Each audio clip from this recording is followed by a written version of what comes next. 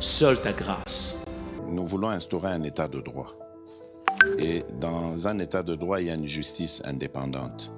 Ce n'est pas à l'individu Félix Tshisekedi de commencer à faire justice.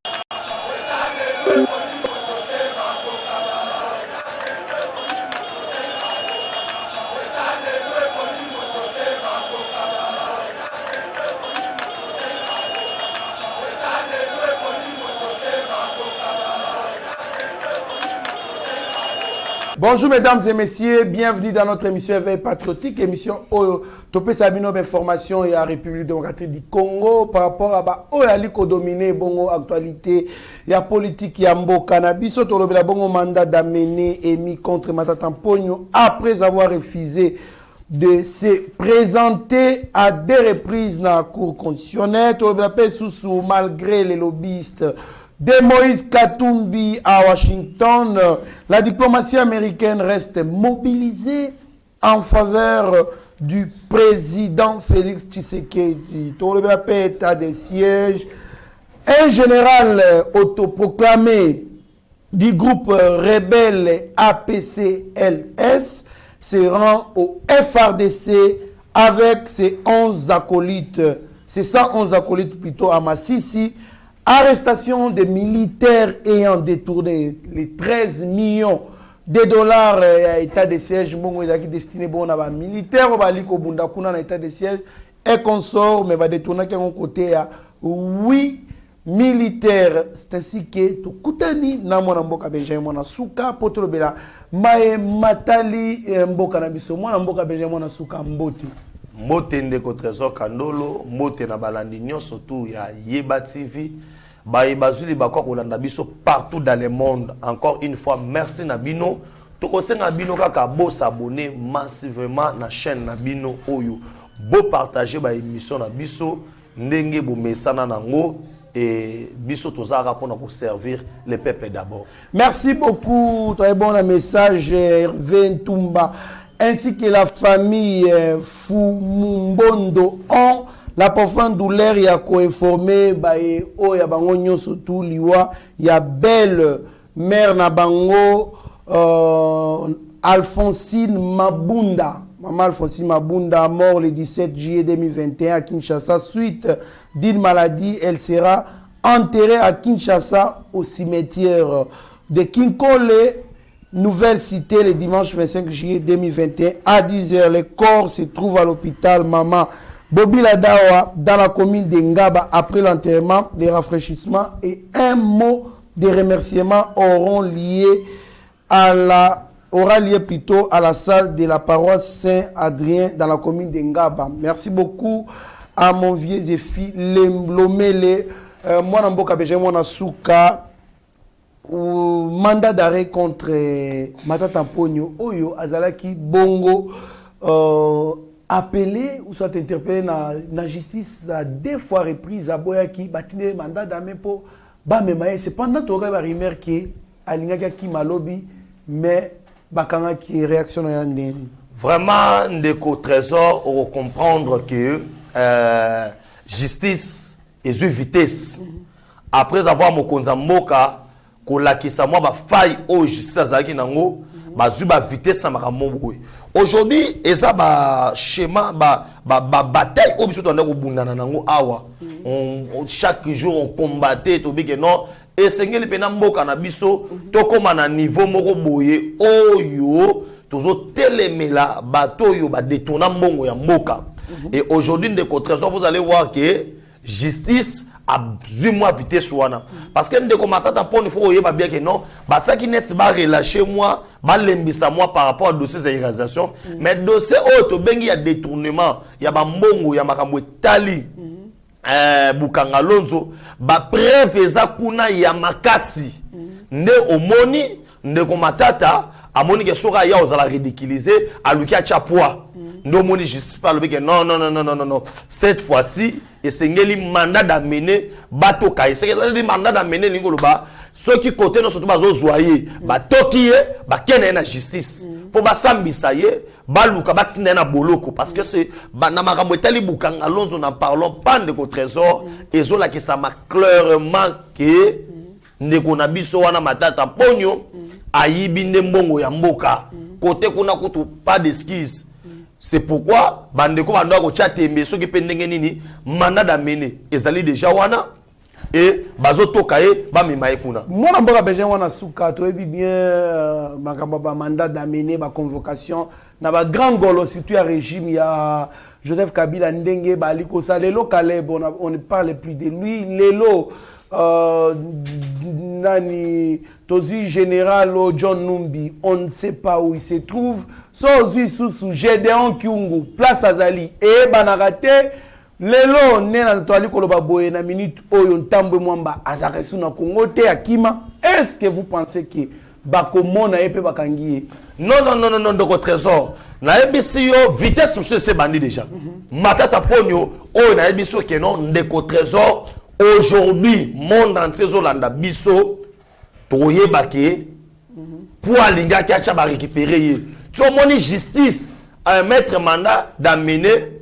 après des invitations au asagneta saboter yango tozolanda nyonso tout ba règle état de droit au moni aujourd'hui on veut pas faire et bimondre que non régime en place bazana problème en particulier et ça par rapport à ba détournement ya mbongo na biso ba congolais mbongo tant biso tozotanga donc na ba ISC wana to nyoko maboye ye pa ko boya ko bimate po ba meneye akoboya ta okanga na ndaku te soka kanga na ndaku ba otoki na makasi mais bandako na bango ezaka na ndaku misi ya se bima ke na bima ko te na Caleb ti le loi bima te de trésor na biso que Caleb il a été facilité na ba service de sécurité pour Akima donc na mito Caleb na mboka te au moins il n'est pas disparu mais il est déjà à l'extérieur du pays mais quand il se peut faut avoir quand les services de sécurité ils sont incapables de se place à Zali, ça veut une pli. Azel Souté, on ne peut pas perdre Matata Ponyo Bongo. C'est pour vous dire que non, vitesse à justice s'est changé. Et na mito na wesa ba imboka no surtout que non, Matata Ponyo Mamponi. Oyo achaki munoko. Asalaki lokola nzembo nyoka longo vimba na mito apekeza okweya. Tu moni mutakomi que non. Ce qui bazuye parce que ngai na ebi modalité ya bango ndenge ba fonctionner ka ba mona na passe tellement bazaki déjà bazuye ba ke ba sambisi faye kaka ce ba ki ana problème déjà la justice dossier bukanga lonze conseil faye ka ba bloquer ka ba la moko te bako akobimate wana zo asiré lelo ke matata pona mamboko te azali pe ba otokai le quoi mandat d'amener déjà c'est commis ba okanga ye. Merci beaucoup. Toi, na poste de justice et ça là, justice et ça là. Le trésor, que les gens ne se trompent pas. Tout le monde a Willy Bakonga, a Komagiti na Brazzaville. Abimi ça tient ma passeport que non naza congolais. Mais bazongi ça y est. Tozaka na bino awa. Ozo comprendre. Batba pe saka so pénalité. Tout le monde a Wilma awa. Tout le monde a Obari Magie. Tout le monde a Rolia Mouma. Bakeze belé. Ça veut dire totalement d'une manière positive à Kosamba. Merci beaucoup mon amboka Benjamin Nasuka. Justice vous a la paix non seulement prudente mais vous a la paix souple de sorte que vous profitez de l'opportunité mon ami à qui non il faut vous kangamutu vous profiter vous saisir opportunité vous kanga vous bloquer. Oui c'est bien bon dossier dans les organisations qui ceux qui vide ceux qui n'engagent na éviter le bois éclairci ça peut bien s'engoter mais il fallait qu'ils vous profiter vous bloquer. Alors, quand vous allez se remarquer, que non, mandat d'amener un simbi bakangiye bakene na justice, mais so simbi te tozo aga na même modalité ou en autre ebili bango azomona na te sali boya kimi parce que tu as déjà pris d'alarme ba voka na ye moko ke ça qui empoisonné comme ça. Donc on a posé ça vraiment justice vous a peine à souplicité ya ko saisir ba opportunité. Moi bra Benjamin Nasuka malgré les lobbyistes de Moïse Katumbi à Washington la diplomatie américaine reste mobile en faveur du président Félix Antoine Tshisekedi. Tu sais bien que Moïse Katumbi c'est quelqu'un qui est fort dans le lobbying exactement comme moi je l'ai pensé personnellement. Azala qui déjà lobbying, azala qui déjà engagé qui balobelaka ye baplaidele ye na pouvoir ya américain kuna de sorte que azala na batu o bako soutenir ye parce que s'il a le soutien des États-Unis, il y a probabilité à comme président de la République. Et cependant, il y avait la diplomatie qui Moukozamboka si a tchaki en place via Mike Kamer, Wazali ambassadeur des États-Unis à Congo, bah signaler Moukozamboka que kuna ezabo mais le gouvernement américain a allé soutenir Moukozamboka. Oui, aujourd'hui vous allez comprendre que Netolo Bagafachi a un mandat, a une mission. Et sa mission, se concrétiser malembe par rapport. Il y a un changement et et aujourd'hui, vous savez que ça le lobbying non. Pièce où il manqué na peuple congolais. Na okende plus loin. Na comme lokola Angela Merkel où il y a le bas. Pièce où il manqué na Afrique. L'homme où il manqué na Afrique. Pour le développement de l'Afrique, ils ont des fâchés. Et aujourd'hui, avec ça, ils ont aussi battu. Avant les États-Unis répondre, on a souvent évité. Et ils ont na ONG Morobo Yaba américain, où ils ont un sondage na ndenge na bango na RDC. Merci. Voilà. Où ils ont trouvé que non, Fachi demeure l'homme le plus proche de la population. Et popularité à Fachi na nini wana ebimaki une affaire ya autobengi 81%. Et les restes à Batunio, surtout nos sangisi bangwana, basaki na baoka na 19%. Au sangisi bakatumbi na banani wana nini. Cela veut dire aujourd'hui, na miracle mon côté, oh ba osala que non, Katumbi abima na pouvoir a comme président. Parce qu'avec 19%, na 81%, peuple on dit mailo wa bongoté. Wa ilo wa liboso. Deuxième élément, par rapport il y a programme il y a développement. Nandenge facha so memela mboka. Pour nous que ça s'appelle lobbying, et c'est un peu pour acquiser mutu. T'as la dictateur, t'as la osalaboui, liberté d'expression qu'on est athée, t'as la bouinaboui. Tous ces éléments-là, oye lelo, tout le monde a la capacité à rouler, oye lingi, mutu akanga zate. Mutu aza capable de roter les malelo, ko critiquer mo konzambo kandenga lingi, baroche mabogote. Cardinal Fridolin Ambongo, ako koloba nyonso, ako cracher même devant chef de l'État. Mutu oche maboko zate. Tout ça, ça joue. Aujourd'hui, il les droits de l'homme. Il y a pacification, il y a mot cannabiso. Il y a niveau Afrique. Il y a pour mettre fin à un conflit entre les présidents africains. Pour mener tout ça. Et en face à Maramouna Sotouana, ce n'est pas l'argent seulement qui compte. Katumbi avait mobilisé plus de 950 millions de dollars. Il y a ça qui n'a moko ya ba secrétaire. Oh ya baza pembe ya John Biden, mais Biden a ebi sabi motozo ngoto otobundisa wana aza nzambe. Aujourd'hui, bilo to ando lo batansu na so Benjamin Yekolo bango ba non bango ba to IDPS on ba c'est maintenant bien parce que les États-Unis d'Amérique au travers Mike Hammer, ambassadeur na bango, ils ont montré clairement que partenariat eza yaliboma. Talo bengo yaliboma eza yaliboma. Partenariat eza ya blague, ça veut dire ba échouer. Yango moi ces derniers temps, Moïse Katumbi avait pris la presse congolaise, non pas la presse congolaise, quelques membres, il y a des journalistes en otage, en leur donnant le billet de banque pour faire voir à l'opinion tant nationale qu'internationale qu'il y a un sérieux problème au Congo, il y a il y a congolité. En fait, grâce à Yeba TV, grâce à les médias défendre Mokonzamoka, on a se relevé défi pour dire aux gens que non, on n'a pas une loi sur la congolité, mais par contre, nous verrouillons ba poste clé ya mboka na biso et ezaki message o ezaki relié même na ba TV5 monde na bandi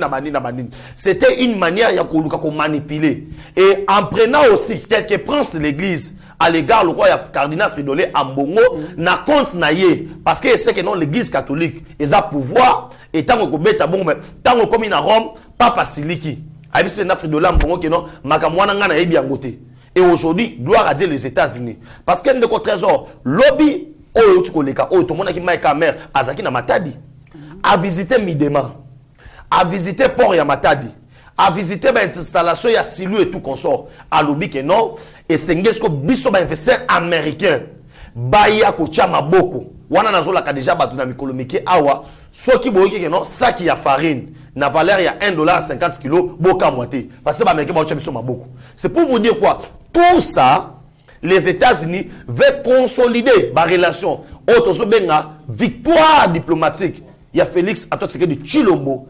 N'oubliez pas, il fit secrétaire général, il y a IDPS, il y a affaires extérieures. Ça veut dire, en termes même, il y a lobbying, en termes de diplomatie, pour Fatia diplomatie. Aujourd'hui, diplomatie à Fatia, ils ont triomphé. Merci beaucoup, diplomatie à Fatia, ils ont triomphé, mais en tout cas, il faut veiller, tous les moyens sont possibles pour arriver au pouvoir. Mais lorsqu'on arrive au pouvoir, il faut aussi conserver le pouvoir là le plus longtemps possible. Oui, Moïse Katumbi a 9 millions 950 millions de dollars et qu'on sort pour le lobbying pour que aye banakoya na pouvoir aliko lukana mbongo ebele bongo, c'est-à-dire que ça c'est pouvoir wana il va s'enrichir et consort, mais aussi il faut payer kochape ba moyens pour conserver le pouvoir wana. Oui, c'est là où d'autres personnes mettent les moyens pour arriver au pouvoir, d'où il faut aussi mettre les moyens pour conserver le pouvoir. Et la conservation du pouvoir, c'est sur tous les plans. Voilà. Sur le plan médiatique, sur le plan politique, sur le plan sécuritaire, sur le plan social, sur tous les plans.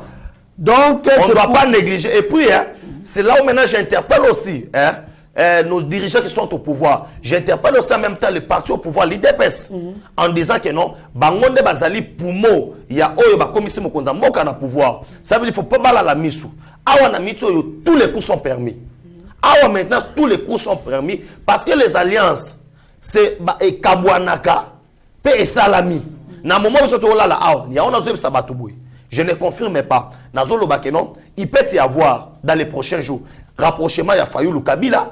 Tout comme peut un rapprochement, il y a Kabila. Moïse Kabila, c'est qui se dit beaucoup. Moïse Kabila. Et tout consort. Cela veut dire tous les coups sont permis. N'atteint peut-être la dame Olive Lembe. Ba sortie médiatique naïe. Ba descente naïe na ba province. Tous on a côté église. Au travers de Fridolin Mbongo, apesi mingi auto bengi à se pencher plus na côté à bateau benga qui ba médiocre. Les lois médiocres n'est pas comme un modèle pour naïe. Ba médiocre ndazo qui ne inaugurer biloko pour na bango. Nous savons aussi les pouvoirs de l'église catholique na Congo. Tout ça, ce sont des éléments à ne pas négliger. C'est pourquoi nazo renchérir car propos na yo na makambo bibisi trésor qui il faut tout calculer na ma nengi surtout. Si mettre des moyens, boche la biso payer batifi ba moyens. So ba ba moyens ba pour na ko sala pour na ko somba batu. Biso pe ba moyens pour to yebisa batu vérité li kamunenge zali. Parce que média lelo et alors l'évangile de Tolobara. L'évangile est gratuit, mais l'évangélisation n'est pas gratuite. C'est ça. Merci beaucoup. L'évangélisation n'est pas gratuite. Benjamin Souka.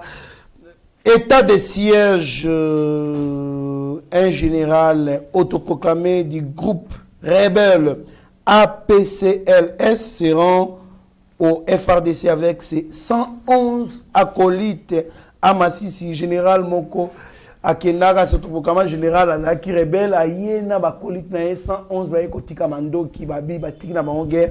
Bayoki mbela ya mokozamboka mwana mboka Benjamin Souka va tout koma na kokango bakangi ba militaire ba détournaki 13 millions de dollars. Oui, trésor mon frère, j'aimerais te dire quoi.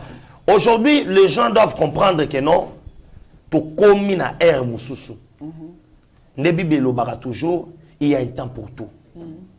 Il y a un temps pour tout. Et ça n'attend oyoyo so balobi esili. So balobi que non, c'est fini, c'est fini. Et alors roi lelo ndeko trésor, ba bisanga na temps suto, tozongi la tam susu non, ko sarana mabele. Tozongo sarana mabele te. Ba bisa so tozongi la terre obeta bil na mabele. Tozongi la temps wana te. Pour nini ezata o ese le kaki. Vis-à-vis ba groupe rebelle pe, ba comprendre que non, l'air na bango o bazaki nango yako zalaba hors la loi, o ba ndako sala nous surtout na est et si et à ce moment ici précise bazotali la mamotali mokonza mboka par rapport à décision sans ya ko chapé na est de la République barebel bazana choité ya ko déposer minduki barebel bazana choité ya ko luka ko déposer surtout parce que ce qu'on va ko déposer mukamate ko zo pe moto ozo bano chimunga macha mwambuyi izo pelisa moto kuna na est na ndemo wasana te na ngo tema avant na zamba. Pour ce que ça veut dire au signer déjà acte de décès. C'est ça. Merci beaucoup, Mboka Hollandi paye solo ya ba détourneur il y a 13 millions de dollars il a qui a loué dans état de siège dans bon on a est bakangi bango ba pesa autorisation ba bango côté ya mokozi ba découvrir qui côté ya nani tango général tango fort HD Condé na epeso qui a olekisa biso image wana ba mona ndenge ezaki kosala. Merci beaucoup total aibo tokutana sima. Le séjour de l'inspecteur général des forces armées de la République démocratique du Congo, le général d'armée Amici Kumba Gabriel à Bounian, chef-lieu de la province de l'Ituri et siège de l'état-major de la 32e région militaire, n'est pas du tout repos.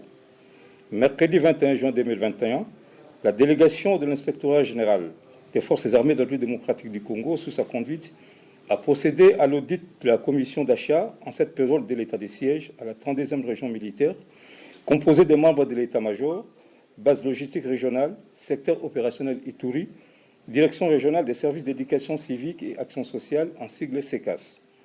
Après contrôle et vérification de l'authenticité des documents référentiels, des fonds et certaines pièces justificatives, il s'est avéré des anomalies, preuves des malversations et des détournements avérés. Notez que ces détournements de fonds publics destinés à l'armée pour l'accomplissement de sa mission régalienne ternissent l'image des forces de défense et de sécurité. Et pour mettre fin à toutes ces pratiques d'antivaleurs qui ternissent l'image de notre armée et dénotent le marque du patriotisme dans les chefs de certains chefs militaires, les auteurs de ces détournements à la 32e région militaire, sous ordre de l'inspecteur général des forces armées de la République démocratique du Congo, le général d'armée Amici Kumba Gabriel, sont mis à la disposition de la justice à l'autorité militaire et mis en prison pour répondre de leurs actes. Il s'agit de colonel Landou Walter, commandant adjoint en charge de l'administration et logistique à la 32e région militaire. Colonel Diama Josué, directeur régional des services d'éducation civique et action sociale, SECAS. Lieutenant-colonel Mukanda Salebombo, directeur administratif à la 32e région militaire. Lieutenant-colonel Kimfuta, T4 du secteur opérationnel Ituri, 32e région militaire. Major Sadiki Delphin, commandant de la base logistique centrale de la 32e région militaire. Commissaire supérieur principal, Kamboloa Mumbwe Laurent, assistant du vice-gouverneur Ituri. Lieutenant-colonel Love Zeoula, TD secteur Ituri. Capitaine Patrick Kimenesa, secrétaire à la 32e base logistique régionale. Le contrôle continue. Moi, Benjamin Nasuka, apparemment, Tango Fora, il y a kitoko mwana mboka. Non, au moins aujourd'hui, tant que français, il n'y a jamais eu de mauvais troupes, il y a des mauvais chefs. C'est par rapport à la vision de Mokonza Mboka. Tout ça est quand il est en fait que est de la République. Place où personne. Au moins quand on a le beau boy, a tché tango fort boy, boy, habite tango fort boy, et à comprendre vision. Au ben là banda ko boma Congo zani, on donne des fonds suivis zate 13 millions de dollars ndeko na ngai. Tala batu wana ni baba oyemba pena maluba facha lobi maluba bandu ma motivation. Et motivation wana na kati ya armée lelo oso États-Unis za makasi parce que ils mobilisent autant beaucoup d'argent. Une affaire il y a 55 si je m'abuse pas 55 à 60% il y a budget national. Il y a États-Unis d'Amérique et qui n'a pas force de sécurité. Il y a au moins basal super dans le monde mobimba parce qu'ils dépensent de l'argent. Aujourd'hui si on veut être vraiment sécurisé, on doit aussi mettre beaucoup de l'argent. Mobiliser les finances, mobiliser les hommes, mobiliser les matériels. Et pour acquérir les matériels, où il y a surveillance, il y a haute surveillance, ça demande de l'argent. Pour qu'on fasse des ressources humaines, il faut de l'argent. Mais quand les gouvernements maintenant mobilisent cet argent, tout le monde a excellence Nicolas Kazadikuna, pas mobiliser, pas affecter nini. Il y a le coup là, bacheli bango, nakati ya kiyungulu. Tozotia, mais moyen maetonda ezate. Et alors bazozo wa mai bazo sopa na mukongo ya libata. Et to moni biso mona ba vidéo so Benjamin alobi obwe boy. Oui, officier FARDC. Mukamate ubwekwata. Mais je demande toujours la justice na biso. Quand on arrête, il faudrait que l'argent à l'État. On ne veut pas de procès, il y a complaisance au Makanga qui kaka. Coup de chapeau beaucoup mokanga. Mais, elle a dit ça m'a paix, na misolo ya l'été ça nini ezonga coup de chapeau na général tango fort mon général boinde zalaka toi la posa ya musala et salema oyeba que non l'armée est au service de l'état et l'armée n'est pas au service d'un individu et puis ba kombo ba général musu ba kanyi wana na mo ba ruka ba banzera pe bazakuna boyebila bango nan avant bosambisa bango botuna bango na ngeno yo komaka général ndenge ni poza mususu aleli panato mso lobi na ngwala muki mona babambaki général et puis faut tout à la babilo wana surtout c'est pourquoi c'est là bas sous zango ya CC bilo wa sama ino biso de décotation kandolo probable changement ya chef d'état-major na mikomuki ozaruya ah bon nazo bisayo wa déjà na fungulo lelo poza déjà na probabilité de changer chef d'état-major général pour tout au moins déjà que non babilo mozo boité pour état de siège yo nya de contraction yo ka so que non que ne est yo ka so que non na est ba dozo kufu. Merci beaucoup mon mboka Benjamin mwana suka ezali sengo makasi soki to komona batu bali ko changer batango fort ba comme ça là vraiment musala pour l'intérêt à la nation ezali premier contrôle na yo kiti sur terrain pas que ko évaluer bongo misala ya état de scène ali ko salema mais découvrir que bongo babi misa ba dekesa ba nakala mais telenga na ngona maboko ya bakonzimo bo ya armée alors bazala ki chaîne tu connais n'engé bataille bakoma bango ba obligé arrestation à bango à l'immédiate donc c'est ce que nous voulons parce que on craint les vols les détournements ça va dissuader les gens si on arrête les détourneurs mais ça va encourager d'autres personnes qui n'ont jamais volé une fois qu'ils ont l'opportunité ils vont voler pourquoi puisque il y a ceux qui ont déjà volé ils n'ont pas été poursuivis. Et comme ils conservent la jurisprudence, alors, quand on voit ce genre de choses, c'est pour lutter contre la corruption. En tout cas, et puis, trésor, il faut qu'on accélère au moko. Inspectorat général, inspecteur général, il y a FRDC. Et ça, parmi les rôles, il y a Osa Moussala Wana. Qui occupait maintenant ce poste à l'époque? Général John Numbi. Cela veut dire l'inspecteur général de la FRDC. Il est censé contrôler effectif à la FRDC. Il est censé faire les inspections dans toutes les régions militaires. Des fonds au ministère de la Défense à Dekesaka. Dans le commandement militaire. C'était ça le boulot de John Numbi. Voyez maintenant, avec le changement, il y a général Ami Sikumba Gabriel. Aujourd'hui, dans le leadership, il y a commandant suprême des forces armées, Félix Antoine Chilombo, tant de boulot à Salema. Coup de chapeau na Fachi Beto. Merci beaucoup, coup de chapeau na Rozamboka. Mais tu sais bien que bafon la qui séminaire il y a ko yeba ko renforcer bongo na vision mon Kozamboka pe ba façon ya gouvernance ya bonne gouvernance na ba membre puis ya gouvernement alors yeba TV ekitaki sur le terrain ils qui représenté na Mitterrand na ya qui sur terrain na Steve Konde acheté pour na kozwa bon événement na nso na lekaki et puis ba ya ko pesa bino compte rendu tolanda bongo ndenge lekaki mokola lobby ozaki ouverture et puis tokutana après vidéo wana.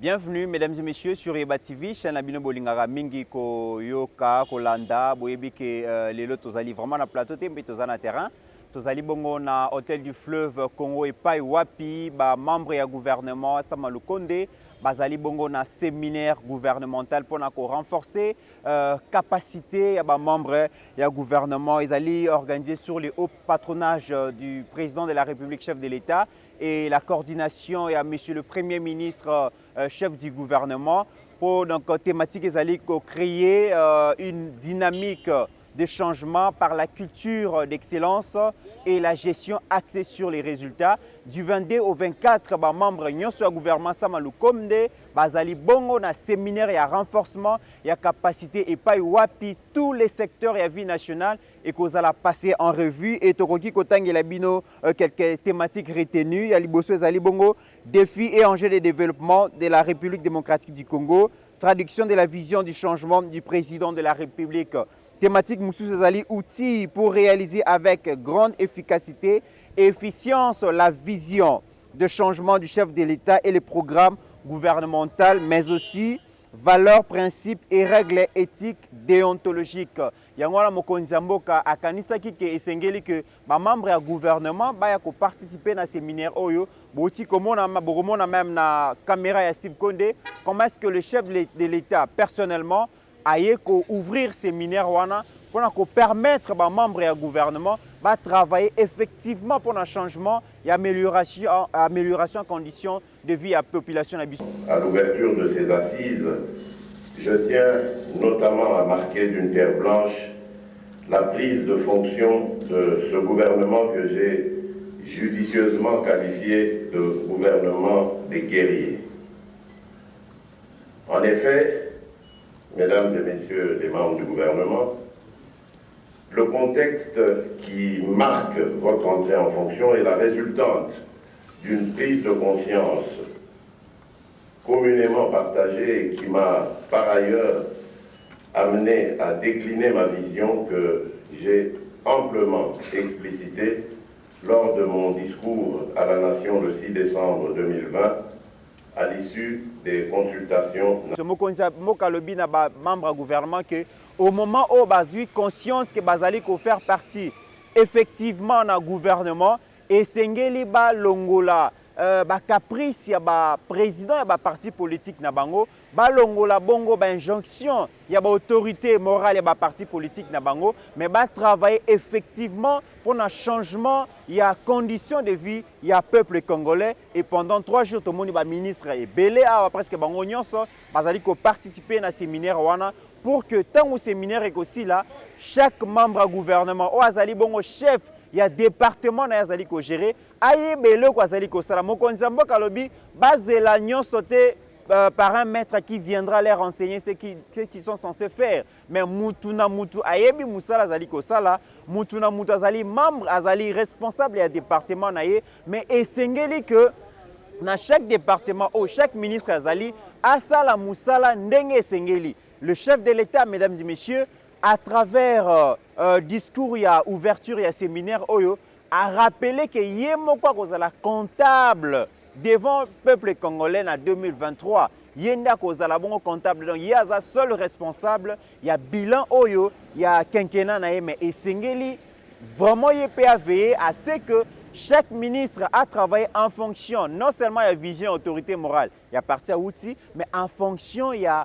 vision ya mokonzi ya mboka où ezali ko se reposer sur la vision le peuple d'abord à travers séminaire oyo nous espérons que chaque ministre a mona vraiment na suka capacité na ekozala renforcer akoyeba eloko nini esengeli asala vraiment pour que peuple congolais a tiré dividende na moment oyo azali bongo na kati ya gouvernement yango wana mokonzi ya mboka a insisté pe sur makasi sur la solidarité gouvernementale.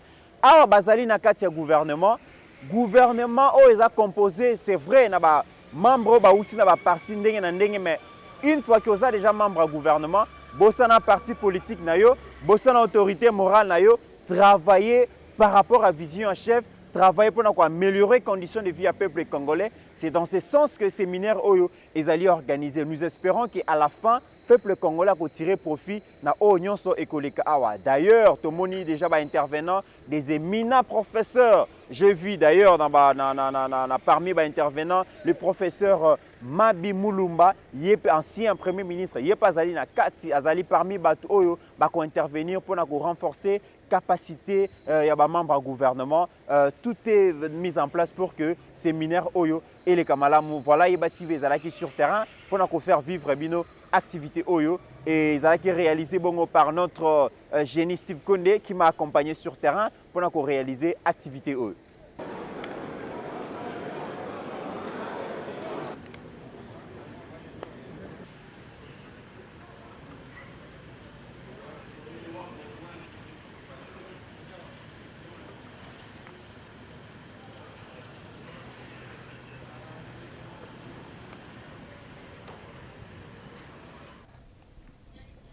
Merci beaucoup, Benjamin Nasuka. Tala image ya présidence Oneleki, Mokozamboka, renforcement des capacités, ce que en bongo et puis qu'on inculque bango plus la notion ya nani ya bonne gouvernance mais nali ko marteler plus le Mokozamboka loba qui a lobby ba autorité morale bazala ba influencer donc influencer gestion ou soit modalité à travail à ba ministre té réaction à ndengeni. Oui, échec ezara loi té. Échec ezara loi té. Eza choix. Hein? Yango moni même Nzambe asalinga na yo. Na Bible acheli biso entre la vie et la mort. Maebisi yo moropona.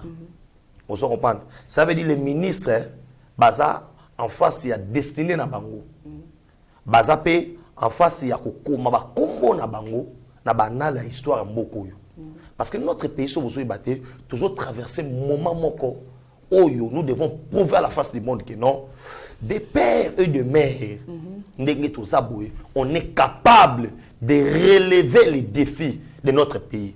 Parce que Emery Patrice Emery Lumumba aloba vraie histoire ya Congo et kokomama awa et pas bana mboka. Et quand on dit kokoma histoire, c'est par rapport à koluka ko réparer ba erreur ya passé. Ko sangsa bloko no surtout wana comme étant un bon coach à continuer à jouer dans vestiaire pour on a le besoin dans vestiaire. Aïbisi bango technique déjà changé. Bolanda ba supporter té. Bolanda makele le belé té autorité morale, autorité hémorroïde boyena boyé, bino bo se focaliser plus na auto bengi le peuple d'abord. Na koluka ko sala o to bengi bien-être ya population. Bolanda batu wana té parce que selon l'information to wana ngo. Ezali ke bato soso ka ba États-Unis ko sa ba lobbying wana. Déjà comme chombo par exemple na webisa yo. Les Congolais na fungo la parenthèse o pour le belinga yeloko wana. Ndeko trésor to wana kata Sadek. Zimbabwe, Zambie et tout consomme kendaka Afrique du Sud sans visa. Mais comment Congo to wana kata Sadek tilelo biso poto ki na Afrique du Sud il faut visa. Obi pona ni parce que biso na Congo tozana carte pour citoyenneté. Bakoyeba ko détecter c'est aux Congolais à solo et puis le ministre tilelo makambo passeport. Ndeko moko abenga na Afrique du Sud pona ko futela mwana minerva na classe pona ko sala transaction na banque pona ko futa abonnement internet il faut ça na ba document na onyo surtout pona litoko ko vivre voilà tilelo oyo et puis soko tali bien na ndenga ya flutundula na ndenga ya ko makambo te excellence na ndenga excellence oko makambo te ga ba proposition belé na parlement ba proposition ba lo belé mais oko makambo te ministre bato bazolela ba passeport vraiment passeport vraiment ndeko trésor plus loin na komisa ba yimboka boy plus loin otala ke soto tangi ba ministre au moins 4 5 mais mingi pe bazaka ya parti moko boy ba misusu on dirait bazo ozomona mwa muke mama Eve azo seta so bundana soke ipe mwa muke boy na boy mota Dide Budimbu Nicolas Kazadi Tony Mwaba les restes wana silence radio net mwana mwasi mususu mama na mususu ya genre famille wana yekutu ça veut dire na yebite soki ministère ngo ya ye so kazola parce que on senti impact na ngo ezate ozo comprendre genre famille maman Gisèle Ndaya et l'autre côté c'est pour vous dire que non ba makambo e betami wana c'est pour ko benna bango matoyi ko expliquer bango que non vous devez travailler yango monaki na ba image wana na PCHD les grands génies mondialistes vraiment longonya po abendeli biso bango pena bilongi ko tant ba na abendi oyo pona na sango que non makambo yo ba oloba na bino abozo kato bozo kate c'est pour vous dire que non omoni ache Balikolo lobby le peuple d'abord. C'est que dans les 3 mois qui suivent, il faut makambo elandama na vision mokonza mboka. Ce qui simbité à papa Longwa. Merci beaucoup en tout cas, ba ministre beau travail. Biso se muto sala musala kitoko to lobela yo. To lobela yo Nicolas Kazadi quand il travaille bien. Donc ba œuvre na eza kutia ya ko boya te mutu nyonso azomona ke en tout cas à multiplier par recette koti makasi. Didier Boudimbu n'en parlons pas. Donc, ceux qui ont ça, Moussala Kitoko, awa, tokolobelao en bien. So ça, Moussala Mabé, tokolobelao en bien tié. Pour n'anga, tu n'as pas ça, Moussala Kitoko, bangwana mi balé. Pour l'instant, tu me souviens pas, ça bien, tokolobakisa bango. to ba ça autre le bango bien donc toi na posa vision mon kozamboka et simba pe mon kozamboka réussir mandat na yo pour réussir ngo bino ba mamba gouvernement nde mutu boza disposer ya ko appliquer politique ya mon kozamboka pour mettre ngo en pratique pour misango en action donc peuple a sentir ngo physiquement que non biloko ekiti ya solo que non masangu ekoti que non transport est commis facile donc babilo bon ce qui est commis au salaire nous allons vous applaudir et nous allons vous remercier sincèrement pour na pour na bien-être ya peuple congolais mais c'est pour ça mabete to kotumba to ya oh nani maman Gisèle Ndaya oh totumbio oh ça msala ki tokote ça ki to oh kinganyo nani Moindo Zangi oui yepe ozo bunda makasi en tout cas coup de chapeau na Moindo Zangi wali ko bunda makasi oh batuzo to kotumba donc biso nous sommes comme ça moi bra beje mona suka si j'ai suka protocole émission biso bali ko enlever bana mike na Lubumbashi belève ba keina bango na ndaku moko esila te ba kati bango ba bomi bango ba kati bango bisi mitema ba chango esika moko bali ko tekela mutumo bali ko benga e la reine de Caire mutao loba makambwana mwana muke mwana 7 ans moi to tia vidéo na ezati alo bana Swahili puisque ezana caché à chaîne mususu moi to tia ezati mais bao bana ngo posa basinga biso contacter biso inbox to tina bango olanda ndenge mwana ali koloba na Swahili apesa mwana kangina côté bakendaki na e je me demande la police est-ce que bo sali traçabilité ya makambo nyonso tunde mwana na za koloba po boye bakota utaki et puis bo kanga batuana en tout cas c'est ce qu'il faut faire tala imaginez-vous un peu bana 7 ans ba réussir kokima donc c'est pour vous dire que ezali passe mingi mwana mboka batu o bazali kokonza ba province il faut pas songa mokonza pour bali ko représenter mokonza mboka tant d'image to butala kilobi bali ko beta ba Congolais na lwalaba ba beta bango na carrière minier ba beta on a entreprise minier ba beta bango fimu ba chinois bali ko sika réaction na ya ndenge réaction na ngai mambo zo salema na ba katanga zo sala moi passé ba service de sécurité faut ba samusa na bango et en même temps bato yo tant sous mambo to loba so landiango za maya misu biso bato to ko kanga maya misu na ko yolela na émission et au sala bien té mais na ko ça bande ko ça fait très mal et ndenge ndeko trésor à lobby on a besoin ba image wana otala au monde appelé mamboto loba aujourd'hui moi na wana tia pesi traçabilité ya bato wana c'est facile ba landela bango pe ba kanga bango parce que na katanga mingi mambo neza sabotage to mona ki lobby awa ndenge to tinde bato azana besoin image na tindaki yango tindaki pour nous bino comment bande ko na biso mais awa mama na lwalaba awa mama gouverneur Fifi ozo kanga no ba photo awa na premier ministre c'est comme si mamuzo tambola bien na province nous rendre foin to ko tika te biso ko dénoncer ba anti valeur mamuzo sa makito côté net a mamba otika mitema ya bana et senge bo sala effort ba parents ebele ba perdre bana na bango na niveau à Lubumbashi à cause ba anti valeur wana na osenga pena na Jacques Abula olobi bien des pères et des mères Okio, le bagage des pères et des mères. Ça la peine pour ça des pères et des mères et ça malam.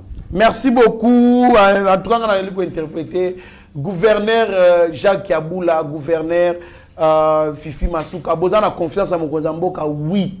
Totala ki ngana mona ki personnellement Kozamboka ko kita Lubumbashi. Jacques Aboula a bénéficié mon Kozamboka mais beau landela, beau sécurisé. Soyez en commun encore on a numéro 1 la police, il y a sécurité. Il y a Katanga bon bien. Madame Fifi Masuka te, va et vient trop te. Oui, on allait ko bunda, on allait ko sala et tous les efforts pour que nani mouye jazonga te. Mais il faut ça peu fort que obeta rappelle moi tout na ba carrière wana, ota ba Congolais ba liko sa misa ko ta ba chinois ba liko sa misa ba condition nini madame. Hein, to boy ba tourisme, ba bilo mo boya ba voyage mo boy oui, il faut les faire mais il faut qu'on lande la rapé parce que les gens là, tant qu'on souffre dans le régime, on indexe le chef de l'État. Dans le 21e siècle, on bête à mon colofimou, on dirait tout ça ce qui est dans l'Antiquité. Non, tout ça c'est un temps on a été. Bon ça l'effort, bon kendaka, bon landelaka. Vous allez lire sur mon Kozamboka, il faut landelaka. Tout bon été, vous dépensez l'argent pour aller copier ça va bon et consort pour vous maintenir, pas publicité bien consort, mais oui. Merci beaucoup. Moi Benjamin na Souka, merci na batunyo sto balanda kibiso. Moi na mboka tala caméra, il y a Steve Konde, acheter le petit génie mondialiste. Pour comment on bête mondial. Au PC Malobano na Souka. Merci beaucoup Ndeko Trésor Kandolo, merci na balanyo surtout ya Yeba TV et na profiter en même temps pe ko kabola mawana bandeko oyo on a lobi papa Hervé Tumba na la famille Fumubondo vraiment pour na liwa ya maman na bango to be maman Alphonsine vraiment Nzambe azana bino libota mobimba on est de cœur on est ensemble mais ba imbuka no surtout bazolanda biso to wesa bino ke non to aka na Kongo nde to tikala nango lelo oyoyo bitumbe komele biso pona bambororo batoto yambaki bayaki na bulke no baya kufanda badie satama bantaba na bango na bangombe na bango lelo bakomo boto so mabele a to ngito lobaki no biso nyoso to na sengi na bakongole to bolanda nga partout dans le monde to soutenir mokonza mboka et puis to koma na profil na biso o to bengi des pères et des mères numéro ya balobi yo mongo na banda ko koma mutu mo ayisika yo ngada na chade ya na tongo des pères et des mères numéro de téléphone yangwana pona ba image surtout babito senga wana ngo besoin piste 143 9 70 40 89 57 piste 143 9 70 40 89 57 pona mabotali bilanga bobenga makabotali pe élevage bobenga po talaga photo liesa Congo. Merci beaucoup. Merci beaucoup mwana mboka Benjamin mwana suka, merci na Kibo Yeba TV, merci na Zefi Lomele, merci na Jacques Pongo, merci Obenchi Swakasami MTC, merci Moninga Malamu, Alberto Mubia Tinanga Lulabino Sotubola na Yeba TV, Guilain Pinda, bisika bozali bino surtout papa François Motema, maman Hollande na Belgique. Donc vous allez belé, vous avez branché Yeba TV, vous avez décidé mais aussi merci na Kimo Yeba TV, Steve Konde mom dans ma caméra, c'est Konde par Abimo Koko, Tomoni Bongo Meshak Shagi Ochudi, Tomoni Eric Mubiala, Mike Chiswaka. Pourquoi pas na ba attaquant des pointes, de quoi ba Mitirana et Abecho, le pasteur Gili, tout le monde peut des papes, Abigail Kilungu, to bosani pété marketing kuna bongo beni okeke. Nyo surtout na coordination ya DG Shadrach Loolo Kalonda. Mieux vaut être maître de son silence que plutôt esclave de ses propres mots. Merci. Seigneur, que ta grâce, seule ta grâce. Nous voulons instaurer un état de droit. Et dans un état de droit, il y a une justice indépendante. Ce n'est pas à l'individu Félix Tshisekedi de commencer à faire justice.